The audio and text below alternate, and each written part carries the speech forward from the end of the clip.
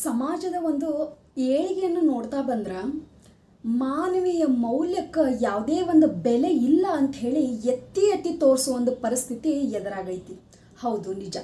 ಯಾಕಂತಂದ್ರೆ ನಮ್ಮ ಸಮಾಜ ನಿಂತಿರೋದೇ ಒಂದು ಪ್ರಜೆಗಳ ಸಹಕಾರ ಆಗಿರ್ಬೋದು, ಪ್ರಜೆಗಳ ಸವಲತ್ತು ಸೌಲಭ್ಯಗಳಿಗೆ ಅನುಕೂಲ ಆಗೋ ಹಂಗೆ ಸರ್ಕಾರ ಅವರ ಜೊತೆ ನಡ್ಕೊಳ್ಳೋ ರೀತಿ ಎಲ್ಲವೂ ಕೂಡ ಇದಕ್ಕೆ ಮುಖ್ಯವಾಗಿ ಕಾರಣ ಆಗ್ತೈತಿ. ಇನ್ನು ಮುಖ್ಯವಾಗಿ ಹೇಳಬೇಕಂದ್ರೆ ಉತ್ತರ ಪ್ರದೇಶದಲ್ಲಿ ಒಂದು ಗ್ರಾಮೀಣ ಬ್ಯಾಂಕ್ ಒಳಗೆ ಒಬ್ಬ ಯುವಕನ ಒಂದು ತಂಗಿಯ ಅಕೌಂಟ್ ಇರ್ತದೆ. ಸೊ ಅಕೌಂಟ್ ಇರೋ ಒಂದು ಸಂದರ್ಭದೊಳಗೆ ಆಕೆ ಒಂದು ಸಿಸ್ಟರ್ ಏನು ಮಾಡ್ತಾರೆ, ಡೆತ್ ಆಗ್ತಾರೆ. ಸೊ ಡೆತ್ ಆದಮೇಲೆ ಆ ಒಬ್ಬ ಯುವಕ ಇರ್ತಾನೆ, ಅವ ಒಬ್ಬ ಆದಿವಾಸಿ ಇರ್ತಾನೆ. ಸೊ ಅಂಥದ್ದೇನು ನಾಲೆಜ್ಡೇಬಲ್ ಆಯ್ತು, ಎಜುಕೇಷನ್ ಪರ್ಸನ್ ಆಯಿತು, ಸೊ ಆ ರೀತಿ ಇರಂಗಿಲ್ಲ ಅವನು.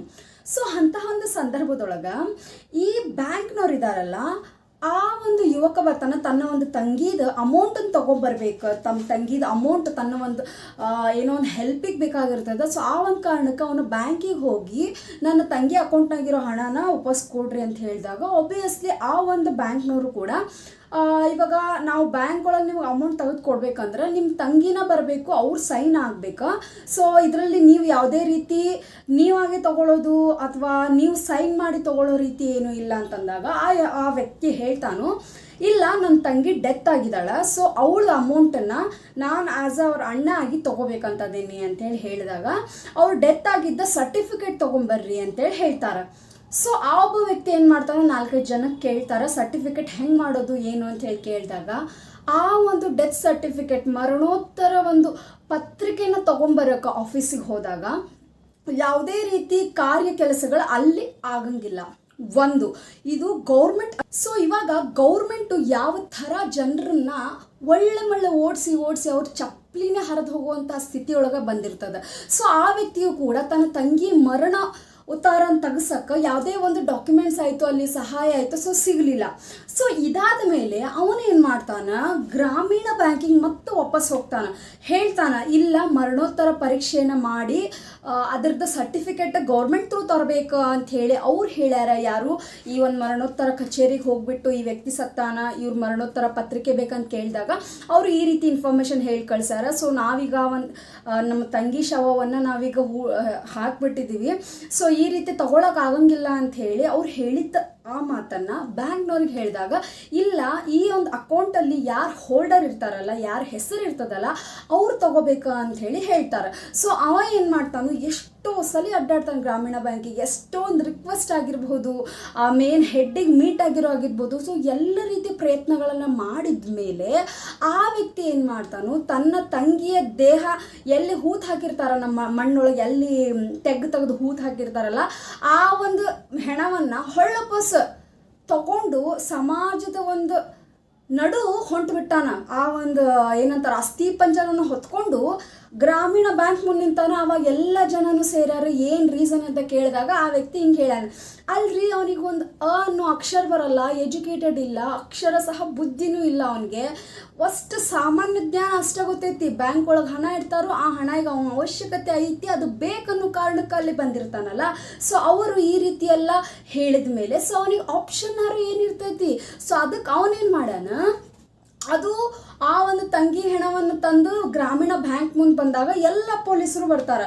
ಸೊ ಎಲ್ಲ ಪೊಲೀಸರು ಬಂದು ತನಿಖೆ ಮಾಡ್ತಾರೆ, ಯಾಕೆ ಏನಂತ ಎಲ್ಲ ಕೇಳಿದ ಮೇಲೆ ಇದು ಸಿಕ್ಕಾಪಟ್ಟಿ ಇವಾಗ ಜನ ಎಲ್ಲರ ಬಗ್ಗೆನೂ ಯೋಚನೆ ಮಾಡಾಕತ್ತಾರೆ, ಹೀಗಾಗಿತ್ತು ಹಾಗಾಯಿತು ಅಂತ ಹೇಳಿ. ಆ್ಯಕ್ಚುಲಿ ಮೌಲ್ಯವನ್ನು ಮೆರೆಯುವಂತಹ ಕೆಪಾಸಿಟಿ ಪ್ರತಿಯೊಬ್ಬ ಮಾನವೀಯ ಹಕ್ಕಾಗಿರ್ತೈತಿ. ಯಾಕಂದ್ರೆ ಬ್ಯಾಂಕ್ ಒಳಗೆ ಕೆಲಸ ಮಾಡೋರು ಮನುಷ್ಯರಲ್ವಾ, ಅವ್ರಿಗೆ ಯಾವುದೇ ರೀತಿ ಒಂದು ಮಾನವೀಯತೆ ಇಲ್ವಾ? ಯಾಕೆ ರೂಲ್ಸ್ ರೆಗ್ಯುಲೇಷನ್ಸ್ ಅಂತ ಮುಂದಿಟ್ಕೊಂಡು ಅನಾಯಾಸವಾಗಿ ಬಡತನ ಅಂತ ಪರಿಸ್ಥಿತಿಯೊಳಗೆ ಬಂದಂಥ ವ್ಯಕ್ತಿಗಳನ್ನು ನಾವು ಇಷ್ಟು ಹೀನಾಯವಾಗಿ ಕಾಣೋದು ಯಾಕಂತ. ಕೇವಲ ಬರೀ 20,000 ರೀ, ಅದು ಭಾಳ ದುಡ್ಡಲ್ಲ. 20,000 ನಮಗೀಗ ಅಷ್ಟೆಲ್ಲ ದೊಡ್ಡ ಜಾಸ್ತಿ ಅನ್ಸಂಗಿಲ್ಲ. ಅದೇ ಆ ಒಂದು ಪರಿಸ್ಥಿತಿ ಒಳಗೆ ಇದ್ದವರಿಗೆ ಆ 20,000ನೇ ಎಷ್ಟೋ ದುಡ್ಡಿಗೆ ಸಮ ಆಗಿರ್ತದೆ. ಸೊ ಆ ಒಂದು ದುಡ್ಡಿಗೋಸ್ಕರ ತನ್ನ ತಂಗಿ ಶವವನ್ನು ತಂದು ಗೌರ್ಮೆಂಟ್ ಬ್ಯಾಂಕ್ ಮುಂದೆ ನಿಂತಾನಪ್ಪ ಒಬ್ಬ ವ್ಯಕ್ತಿ ಅಂತಂದ್ರೆ, ಒಬ್ಬ ಒಂದು ಆದಿವಾಸಿ ವ್ಯಕ್ತಿ ನಿಂತಾನಂತಂದ್ರೆ ಅವನ ಮನಸ್ಸಿನ ಮೇಲೆ ಎಷ್ಟು ಗಾಢವಾಗಿ ಪರಿಣಾಮ ಬೀರಿರ್ಬೋದು. ತನ್ನ ತಂಗಿ ಶವವನ್ನು ತೊಗೊಂಡು ಬಂದು ಅಲ್ಲಿ ಇಡಬೇಕಂತಂದ್ರೆ ಒಂದು ಚೂರು ನಾವು ವಿಚಾರ ಮಾಡ್ಬೇಕಾಕೈತ್ರಿ. ಎಲ್ಲವೂ ಕೂಡ ಸಾಕ್ಷಿ, ಎಲ್ಲವೂ ಕೂಡ ಆಧಾರದ ಮೇಲೆ ನಡೆಯೋ ಹಂಗಿದ್ರೆ ಯಾವುದೇ ಒಂದು ಬಾಂಧವ್ಯಕ್ಕಾಗಿರ್ಬೋದು, ಸಂಬಂಧಕ್ಕಾಗಿರ್ಬೋದು, ಮಾತಿಗಾಗಿರ್ಬೋದು ಬೆಲೆ ಇರ್ತಾ ಇರಲಿಲ್ಲ. ಎಲ್ಲದಕ್ಕೂ ಸಾಕ್ಷಿ ಅವಶ್ಯಕತೆ ಇಲ್ಲ. ಹೇಳ್ತಾರೆ okay, proof is most important. ಯಾಕಂತಂದ್ರೆ ಎಷ್ಟೋ ಜನ ಕೊಲೆ, ಸುಲಿಗೆ, ಆಮೇಲೆ ದರೋಡೆ ಈ ಥರ ಎಲ್ಲ ಮಾಡ್ತಾ ಇದ್ದಾರೆ ಅಂದರೆ ಪ್ರೂಫ್ ಬೇಕಾಗುತ್ತಾ? ಹೌದು. ಹಾಗಂತ ಹೇಳಿಬಿಟ್ಟು ಎಲ್ಲ ರೀತಿ ಪ್ರೂಫ್ ತೋರಿಸಿದ ಮೇಲೂ ಅವರು ಇಲ್ಲ ಇವನು ತರಲೇಬೇಕು, ಇವನು ಬರಲೇಬೇಕು ಅಂತ ಹೇಳಿ ಇಷ್ಟೊಂದು ಖಡಾಖಂಡಿತವಾಗಿ ಕ್ರಮಗಳನ್ನು ಹಾಕಿದಾಗ ಆ ವ್ಯಕ್ತಿ ಏನು ಮಾಡಬೇಕು? ಸೊ ಆ ಒಂದು ತಾಳ್ಮೆ ಕಟ್ಟೆ ಒಡೆದಾಗ ಈ ರೀತಿ ಪರಿಸ್ಥಿತಿ ಎದುರಾಗ್ತೈತಿ ಅಂಥೇಳಿ ಎಲ್ಲೋ ಒಂದು ಕಡೆ ಸಾಮಾಜಿಕ ಜಾಲತಾಣದೊಳಗೆ ಒಂದು ಮಾಹಿತಿ ಹರಡ್ದಂಗೆ ಆಗೈತಿ. ಸೊ ಎಷ್ಟೆಲ್ಲ ಈಗ ಟ್ರೋಲ್ ಮಾಡೋದಾಗಿರ್ಬೋದು, ಇಷ್ಟೆಲ್ಲ ಆಗೈತಿ, ಹೀಗೆಲ್ಲ ಆಗೈತಿ. ಯಾಕ್ರಿ ಮುಂಚೆನೇ ನೋಡ್ಕೋಬೇಕಿತ್ತಲ್ಲ? ಯಾಕೆ ಮನುಷ್ಯರಂದರೆ ಕೇವಲ ಈಗ 4 ಮಂದಿಗೆ ಕಂಡ್ರೆ ಫೇಮಸ್ ಆಗೋದು, 4 ಮಂದಿಗೆ ಕಂಡ್ರೆ ನಾವು ಹೆಲ್ಪ್ ಮಾಡ್ಬೇಕು ಅಲ್ಲ. ಅದು ನಮ್ಮ ನೋಡು, ಒಳ್ಳೆಯವ್ರು ಆಗೋದಕ್ಕೂ ಒಳ್ಳೆಯವ್ರ ಇರೋದಕ್ಕೂ ಬಹಳ ವ್ಯತ್ಯಾಸ ಇರ್ತದೆ. 4 ಮಂದಿ ಮುಂದೆ ಇರ್ತೈತಿ. ನಮ್ಮ ಒಂದು ಲೈಫ್ ಒಳಗೂ ಈ ರೀತಿ ಘಟನೆಗಳು ಕಣ್ಣಿಗೆ ಇವಾಗ ಕಾಣಿಸಾಗತ್ತೈತಿ. ಬಟ್ ಎಷ್ಟೋ ಒಂದು ದಿನಗಳ ಹಿಂದೆ ಆಗಿರ್ಬೋದು, ಎಷ್ಟೇ ಒಂದು ಪೀಳಿಗೆ ಹಿಂದೆ ಇಷ್ಟೆಲ್ಲ ಭ್ರಷ್ಟಾಚಾರನ ಅನುಭವಿಸಿ ಬಂದಿದ್ದು ಯಾವುದೇ ಕಣ್ಣಿಗೆ ಕಾಣದೇ ಇರ್ಬೋದು.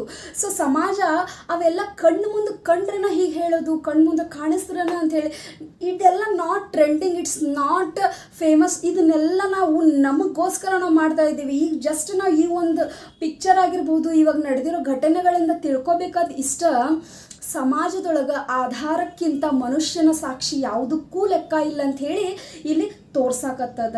ಸೊ ಈ ಒಂದು ವಿಡಿಯೋ ನೋಡಿ ಒಂದು ಕ್ಷಣ ಅನಿಸ್ಬಿಡ್ತು, ಮನುಷ್ಯನ ಒಂದು ಜೀವಿತಾವಧಿಗೆ ಯಾವುದೇ ಒಂದು ಬೆಲೆ ಇಲ್ಲ, ಯಾವುದೇ ಒಂದು ಮೌಲ್ಯ ಇಲ್ಲ ಅಂಥೇಳಿ ಕ್ಲಿಯರ್ ಕಟ್ಟಾಗಿ ಅರ್ಥ ಆಗತೈತಿ. ಯಾಕಪ್ಪ ಅಂತಂದ್ರೆ ಮಾತಿನ ಮೇಲೆ ನಂಬಿಕೆ ಇಲ್ಲ. ಕೇವಲ ಹಣದ ಮುಖ ನೋಡಿಬಿಟ್ಟು ಇವ ಮೋಸ ಮಾಡೋಕೆ ಬಂದಾನ, ಇಷ್ಟೆಲ್ಲ ಮಾಡೋಣ ಅಂಥೇಳಿ ಅವನ ಮಾನಸಿಕ ಸ್ಥಿತಿನೇ ಕಳ್ಕೊಳ್ಳೋ ಅಷ್ಟು ಅವ ಎಷ್ಟೋ ಸಲ ಅಡ್ಡಾಡಿರ್ಬೋದು. ಆ ಒಂದು ಬ್ಯಾಂಕಿಗೆ ನನ್ನ ತಂಗಿ ಹಣ ಕೊಡ್ರಿ, ನಮ್ಮ ಪರಿಸ್ಥಿತಿ ಸರಿ ಇಲ್ಲ, ಎಷ್ಟೋ ಸಲ ಬೇಡ್ಕೊಂಡಿರ್ಬೋದು. ಆ ಒಂದು ಬೇಡಿಕೆ ನಮ್ಮ ಕಣ್ಣಿಗೆ ಕಾಣದೇ ಇರ್ಬೋದು. ಕಂಡಿದ್ದೇನೋ ಆ ಒಂದು ವ್ಯಕ್ತಿ ಆ ಶವವನ್ನು ಎತ್ಕೊಂಡ್ಬರೋದು ಎಲ್ಲರ ಕಣ್ಣಿಗೆ ಕಂಡೈತೆ ಹೊರತು ಆತ ಒಂದು ಮಾನಸಿಕವಾಗಿ ಎಷ್ಟೊಂದು ಕುಗ್ಗಿರ್ಬೋದು ಅಂಥೇಳಿ ಯಾರೂ ಕೂಡ ಯೋಚನೆ ಮಾಡಿಲ್ಲ. ಸೊ ಇದು ಸಮಾಜದ ಮಾನವೀಯ ಮೌಲ್ಯಕ್ಕೆ ಎಲ್ಲೋ ಒಂಥರ ಹೊಡೆತ ಬಿದ್ದಂಗೆ ಆಗೈತಿ. ಬಟ್ ಇನ್ನು ಮೇಲಾದರೂ ಸಮಾಜ ಸುಧಾರಿಸೋದತ್ತ ನಾವು ಗಮನ ವಹಿಸ್ಬೇಕು, ಗಮನ ಕೊಡಬೇಕು. ಆದ್ರೂ ಭಾಳ ಚಲೋ. ಯಾಕಂತಂದ್ರೆ ನಮ್ಮ ಒಂದು ಮನುಷ್ಯ ಬದುಕ್ಯಾನಪ್ಪ, ನಾವು ಜೀವನ ಮಾಡಕತ್ತೇವಂತಂದ್ರೆ ಕಾರಣ ಇಷ್ಟ, ಒಂದು ಬಾಂಧವ್ಯ ಆಗಿರ್ಬೋದು, ಒಂದು ನಂಬಿಕೆ ಆಗಿರ್ಬೋದು. ಸೊ ಇಲ್ಲಿ ಮಾನವೀಯ ಆಗಿರ್ಬೋದು, ನಂಬಿಕೆ ಮೇಲೆ ಪೆಟ್ಟು ಬಿದ್ದಾಗ ಆಗೋ ಒಂದು ಘಟನೆಗಳು ಇವೆ ಅಂತ ಹೇಳಬಹುದು. ಇದು ಈ ಒಂದು UP ಒಳಗೆ ನಡೆದಿರುವಂಥ ಘಟನೆ ಆಗಿರ್ತದೆ. ಎಲ್ಲರ ಜನ ಒಂದೇ ಕ್ಷಣ ದಂಗಾಗ್ಬಿಟ್ರು. ಯಾಕಂತಂದ್ರೆ ಈ ಥರ ಮಾಡೋದು ಕೆಲವು ಜನ ನಮ್ಮನೆ ಹತ್ರನೇ ಇರ್ಬೋದು, ಏನು ಹುಚ್ಚಿಗೆ ಹಿಡ್ದೈತೆ ನಿಮ್ಗೆ ಈ ರೀತಿ ಯಾಕೆ ಮಾಡತ್ತಾನ ಅಂತೇಳಿ. ಆ ಒಬ್ಬ ವ್ಯಕ್ತಿ ಆ ರೀತಿ ಮಾಡ್ಬೇಕಂದ್ರೆ ಅವ್ನ ಮನಸ್ಥಿತಿ ಎಷ್ಟೆಲ್ಲ ಪೆಟ್ಟು ಅನುಭವಿಸೈತಿ, ಎಷ್ಟೆಲ್ಲ ನೋವು ಅನುಭವಿಸೈತಿ ಅಂಥೇಳಿ ಒಂದು ಕ್ಷಣ ಆ ಪ್ಲೇಸ್ನಾಗ ನಾವು ಕುಂತು ವಿಚಾರ ಮಾಡಿದ್ರೆ ಒಂದು ಕ್ಷಣ ನಮಗೆ ಅರ್ಥ ಆಗ್ತೈತಿ. ನೋಡಿದ ತಕ್ಷಣ ನಾವು ಜಡ್ಜ್ ಮಾಡೋದಲ್ಲ, ಆ ಒಂದು ಪರಿಸ್ಥಿತಿಯೊಳಗೆ ನಿಲ್ಲಬೇಕಾಗತ್ತೆ. ಸೊ ಈ ಒಂದು ಸ್ಟೋರಿ ಆಗಿರ್ಬೋದು ಅಥವಾ ನಡೆದಿರೋ ಘಟನೆ ಆಗಿರ್ಬೋದು, ಇದರಿಂದ ತಿಳ್ಕೊಬೇಕಾದಿಷ್ಟ, ಮನುಷ್ಯತ್ವನ ಉಳಿಸ್ರಿ. Everything is not money. Humanity is most powerful of with money. Okay, so thank you so much everyone. ಧನ್ಯವಾದಗಳು.